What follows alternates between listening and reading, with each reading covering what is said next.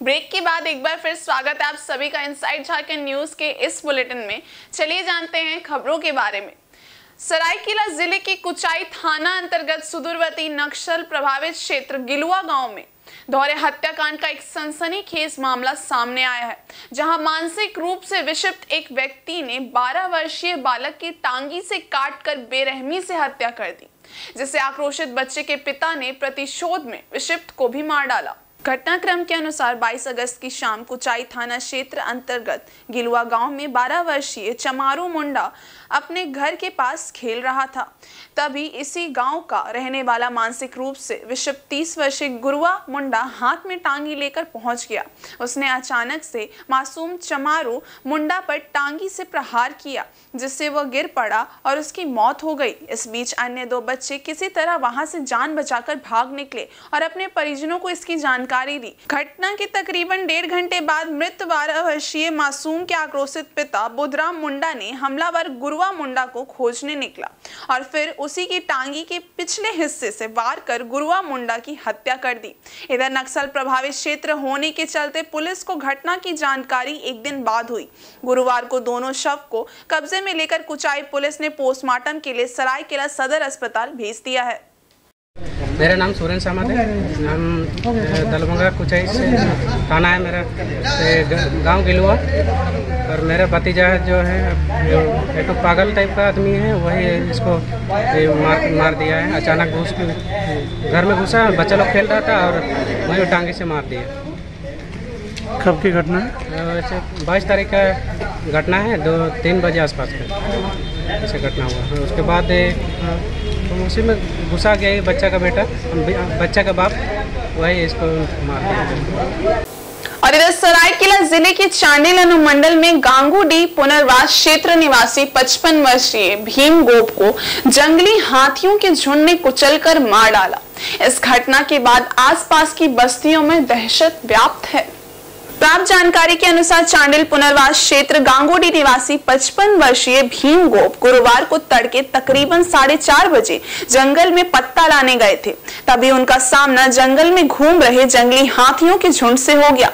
हाथियों के झुंड को देख भीम गोप भागने लगे, लेकिन हाथियों ने उन्हें खदेड़कर पकड़ लिया और कुचलकर मार डाला। इधर काफी देर तक भीम गोप जब अपने घर नहीं लौटे तो परिजनों को चिंता हुई। इसके बाद परिजनों ने उनकी खोजबीन शुरू की। तभी पता चला कि भीम गोप को जंगली हाथियों के झुंड ने मार डाला है। उनका शव जंगल में पड़ा है। इस खबर के बाद मृतक के परिजन और ग्रामीण जंगल पहुंचे। जंगली हाथियों के झुंड को खदेड़कर शव को जंगल से बाहर निकाला गया। घटना की सूचना वन विभाग को भी भेज दी गई है। गया तो पत्ता लाने जंगल, उसके बाद 4-4:30 बजे हम लोग गए थे वहाँ देखने, तो कुछ पता ही नहीं चला।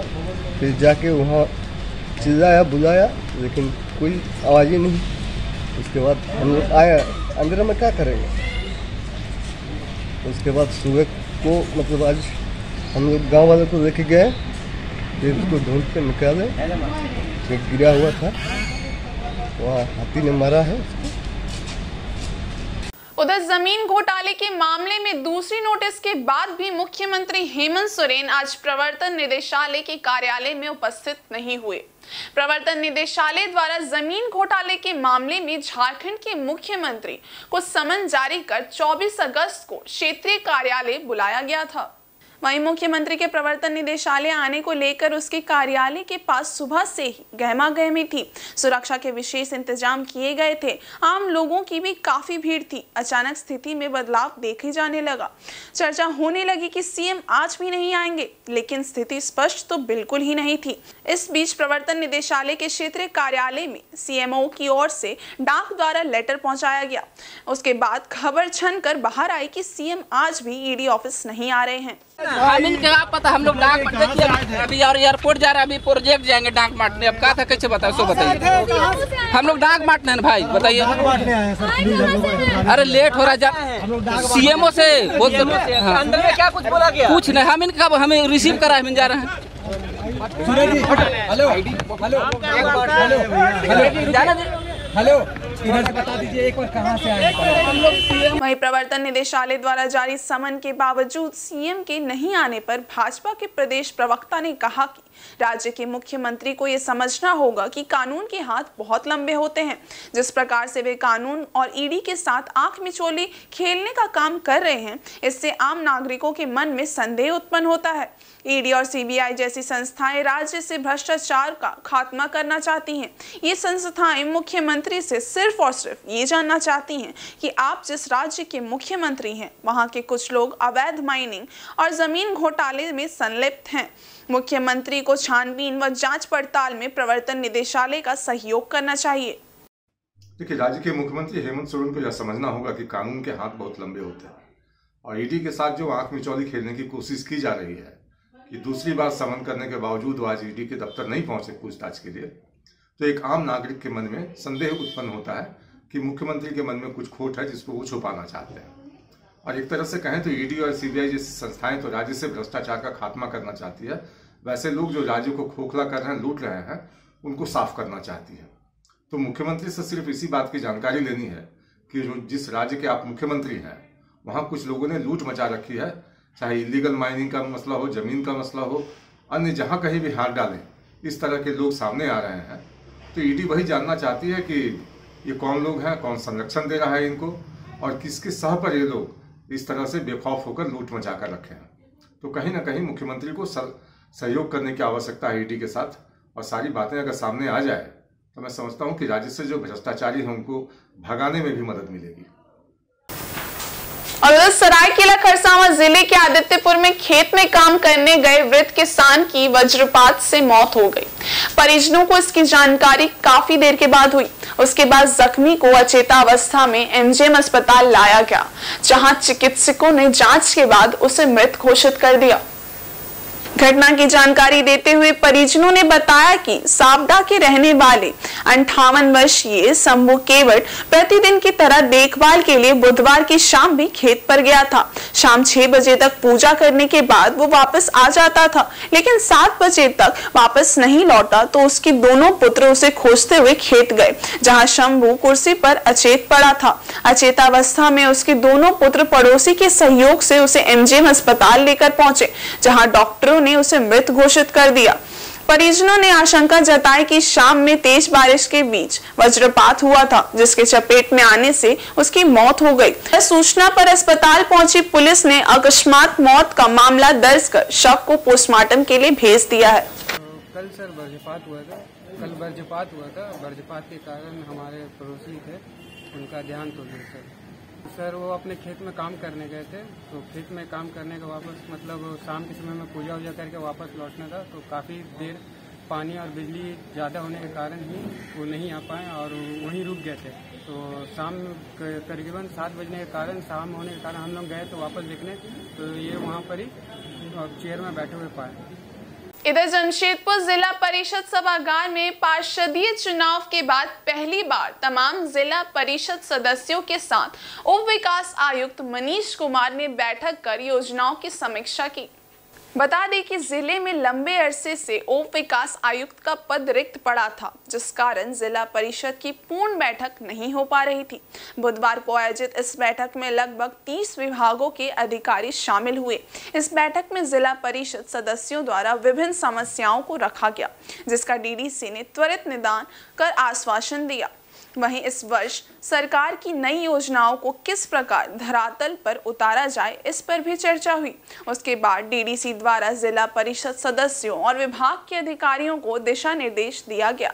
बैठक में जिला परिषद सदस्य, प्रखंड प्रमुख एवं विभागों के अधिकारी भी मौजूद रहे। शासन निकाय की बैठक थी, वो अध्यक्ष महोदया के मार्गदर्शन में और उनके नेतृत्व में आज हम लोगों ने पूरी की। इसमें फर्स्ट हाफ ऑफ द बैठक में जो भी विभाग से संबंधित मैटर्स थे, उसका अनुपालन पिछले बार जो भी उठाए गए थे किस प्रकार से अनुपालन हुआ है, और इस बार जो कि सभी माननीय सदस्य के जो मैटर्स हैं उसको किस तरह से हम लोग और सुचारू ढंग से ग्राउंड पे, फील्ड पे एक्टिवली मॉनिटर करते हुए लोगों के हित में उनका क्रियान्वयन करें। जैसे बिजली, सड़क, देन सामाजिक कल्याण का मैटर था, उसका शिक्षा के कुछ इश्यूज थे, तो उन सब पे गहन चर्चा हुई। सभी विभाग के जो पदाधिकारी आए थे संबंधित, उन्होंने उसको तुरंत त्वरित कार्रवाई करने हेतु और नेक्स्ट बैठक से पहले उसका अच्छे से क्रियान्वयन करने का हम लोगों को विश्वास दिलाया है।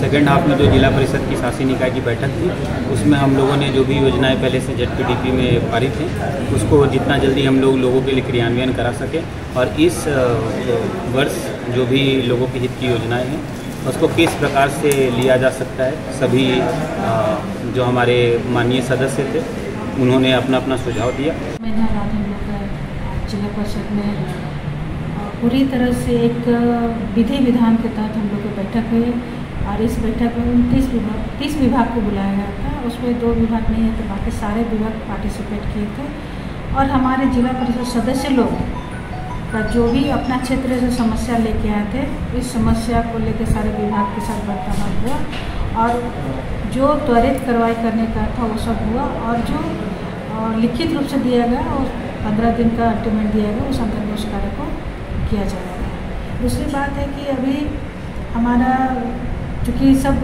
नए प्रतिनिधि यहाँ पे हुए हैं, उन लोगों को थोड़ा समझने में भी है, वो समझ के कार्य कर रहे हैं। हमारे जिला परिषद में कई स्टाफ की आउटसोर्सिंग कमी थी, उसको हम लोग प्रतिनिधित्व करने के लिए मांग रखी, उसको भी हमने करें ताकि हमारा जिला परिषद जो बढ़िया से कार्य कर सके और कोई काम में किसी प्रकार का अड़चन न हो। चंद्रयान 3 के सफलतापूर्वक चांद पर लैंडिंग के ऐतिहासिक क्षण को देखने के लिए पूरे देशवासी उत्सुक दिखे। सफलतापूर्वक चंद्रयान 3 की चंद्रमा पर लैंडिंग के बाद गौरवान्वित देशवासी खुशी से झूम उठे। रांची राज्य भवन में राज्यपाल और झारखंड मंत्रालय में मुख्यमंत्री ने इस ऐतिहासिक पल को साकार होते देखा। वहीं विभिन्न राजनीतिक पार्टियों के कार्यालयों में भी सफल लैंडिंग के बाद खुशियां मनाई गई। जहां प्रदेश भाजपा कार्यालय में लैंडिंग के बाद का नजारा और खुशी देखते ही बनी। प्रदेश भाजपा कार्यालय में इस ऐतिहासिक क्षण को लोगों ने पटाखे फोड़कर अपनी खुशियां जाहिर की। हर्षित लोगों ने घी के दिए जलाए। वहीं प्रदेश कांग्रेस कार्यालय में भी खुशियां मनाई गई। उपस्थित लोगों ने आपस में एक दूसरे को मिठाइयां खिलाई।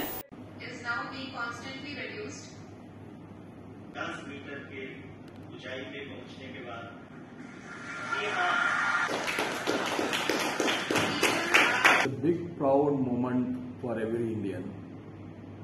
It is a historical day, not only for India, it is a historical day for the entire mankind. The way our Prime Minister takes this country to achieve new things is tremendous. That is what we understand from this room. If every government organization works like this, that will be the success story of immense. आज एक और कड़ी और ऐतिहासिक कड़ी भारत के इतिहास में जुड़ा और सफलतापूर्वक चंद्रयान में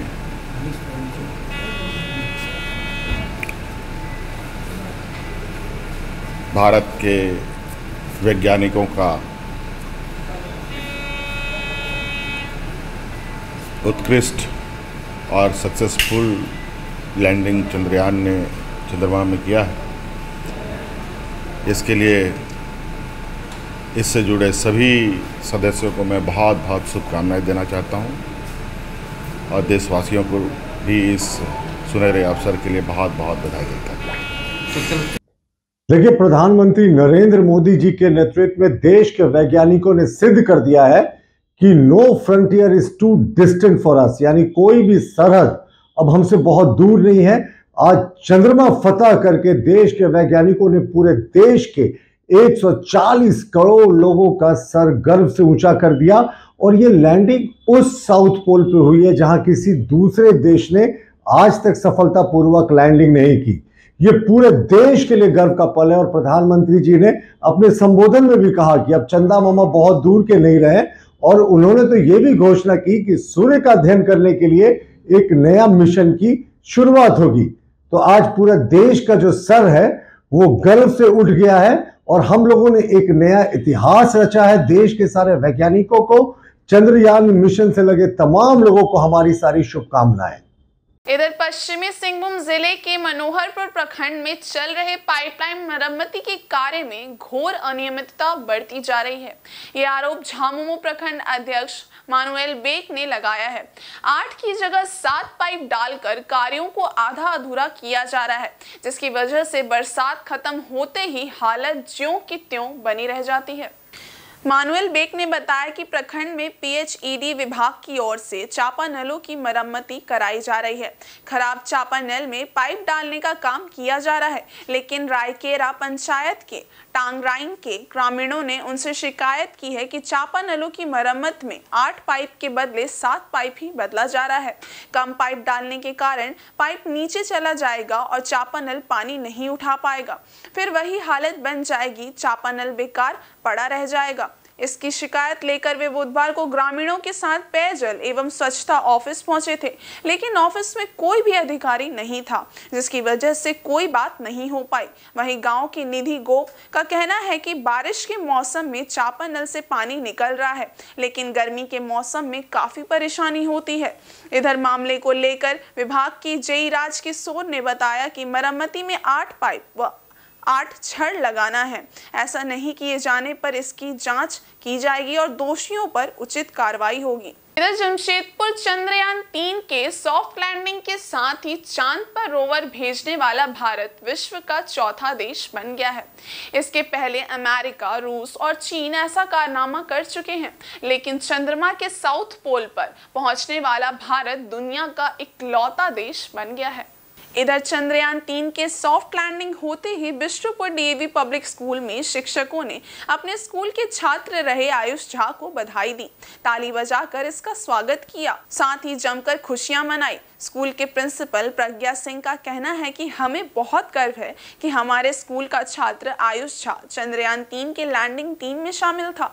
वहीं उसकी क्लास टीचर ने कहा कि आयुष झा शुरू से पढ़ने में बहुत ही तेज था, वो बहुत शांत स्वभाव का छात्र था। आज हमें गर्व है कि हमने उस छात्र को पढ़ाया है।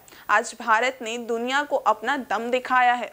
मैडम कैसा लग रहा है, बताइए। बहुत खुशी की बात है और हमारे बच्चे ने मैसेज भी किया टीचर को कि मैंने जो कुछ स्कूल में सीखा वो कर दिखाया। आज बहुत खुश है वो भी, हम सारे लोग बहुत खुश हैं और पूरा भारत खुश है आज कि साउथ पोल पे पहली बार कोई कंट्री जो है मून पे लैंड करी है। तो ये बहुत बड़ी उपलब्धि है चंद्रयान 3 की। और जैसे प्रधानमंत्री जी ने कहा कि चंद्रयान 2 की जो मिस्टेक्स थी उससे सीखने का मौका मिला है और आज चंद्रयान 3 हमने लैंड करा है। तो बहुत ही खुश हैं, बहुत गर्व महसूस हो रहा है क्योंकि हमारा पढ़ाया हुआ एक बच्चा आयुष झा वो भी इस चंद्रयान मिशन में एज अ टीम मेंबर शामिल था। कल ही मेरी उससे व्हाट्सएप पे बात भी हुई। उसने कहा कि मैम जो मेरे टीचर्स ने मुझे सिखाया मैं वही कहा। Ma'am I am doing exactly my teachers have taught. School time में बहुत अच्छा था, बहुत शांत स्वभाव और बहुत पढ़ाई पे अपना फोकस करता। उधर Musabani Rakha mines Excel India company gate के समीप प्रखंड प्रमुख रामदेव हेब्रम के नेतृत्व में स्थानीय बेरोजगारों ने बाहरी मजदूरों से कंपनी में काम लेने के खिलाफ 1 दिवसीय धरना दिया। इस मौके पर भाजपा नेता मनोज प्रताप सिंह के नेतृत्व में सभी बेरोजगारों ने हाथों में लिए स्वहस्त लिखित तख्तियों के साथ नारेबाजी की। प्रखंड प्रमुख रामदेव हेम्ब्रम ने बताया कि एक्सेल इंडिया कंपनी में प्रारंभिक समय से ही बाहरी मजदूरों से काम कराया जा रहा है। स्थानीय मजदूर बस नाम मात्र के रखे गए हैं। कंपनी की इन गलत नीतियों के खिलाफ स्थानीय बेरोजगार युवकों द्वारा 1 दिवसीय धरना दिया जा रहा है। कंपनी प्रबंधक अभी तक वार्ता के लिए सामने नहीं आया है। समस्या का समाधान नहीं होने पर बेरोजगारों द्वारा सड़क जाम करने की भी चेतावनी दी गई है। स्थानीय बेरोजगारों मजदूर सुहागी साबरी ने कहा कि कंपनी में स्थानीय लोगों से ज्यादा बाहरी मजदूरों से काम कराया जा रहा है। अगर कंपनी प्रबंधन ने हमारी बात नहीं मानी है तो हम लोग सड़क से लेकर सदन तक आंदोलन करेंगे। हमारी ये है कि यहाँ जो एक्सेल इंडिया कंपनी का जो यूनिट का निर्माण हो रहा है, यहाँ अभी निर्माण से ही बाहरी मजदूरों को ला के काम कराया जा रहा है। यहाँ लगभग 60 से अधिक मजदूर बाहर का है और हम लोग का जो लोकल मजदूर है मिनिमम 25 से 30 जन है। जब हमारे लोकल मजदूर रेजा कुली मिस्त्री जब यहाँ रोज़गार मांगने के लिए आते हैं तो लोग को बोला जाता है कि आपके पास पैन कार्ड है, आपके पास आधार कार्ड है, ये सब बोल के वो लोग को और बोला जाता है कि यहाँ रोज़गार के लिए कोई जगह नहीं है। तो हमारी मांग ये है कि यहाँ जो बाहरी मजदूर है इनको यहाँ से हटाया जाए और लोकल मजदूरी को प्राथमिकता दे। इसके साथ यहाँ जो सरकारी मजदूरी दर जो तय किया हुआ है वो यहाँ का मजदूर को मिले। यहाँ पीएफ का नाम से माने मनमानी राशि काटी जा रही है और मजदूरों को 275 रुपया थमा दिया जा रहा है और मजदूरों को पता नहीं है कि यहाँ मजदूरी दर कितनी है।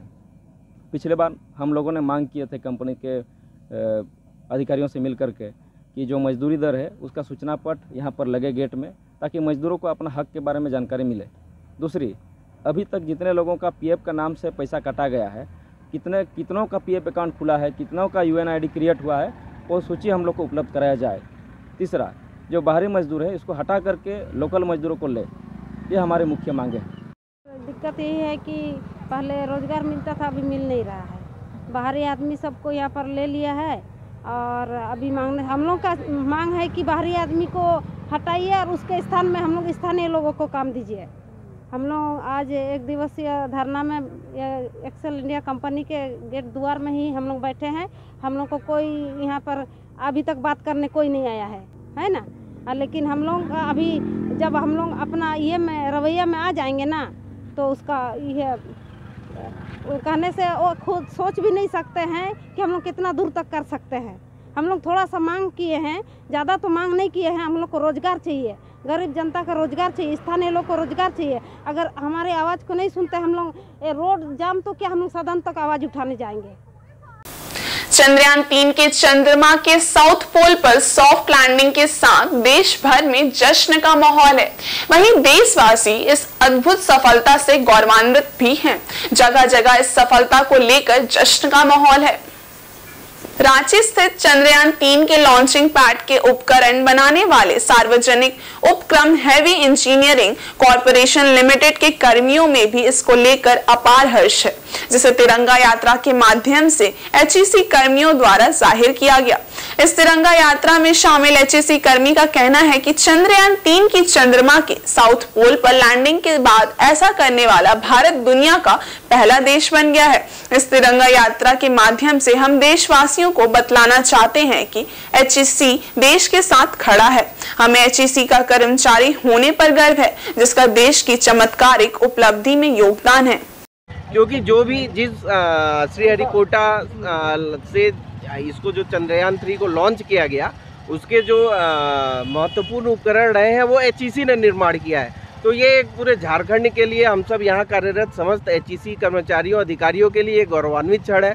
तो एक अलग ही खुशी का माहौल है। तिरंगा यात्रा के माध्यम से हम लोग बस यही संदेश देना चाह रहे हैं कि हम लोग देश के इस गौरव के क्षण में देश के साथ खड़े हैं। एचईसी देश के साथ खड़ा है।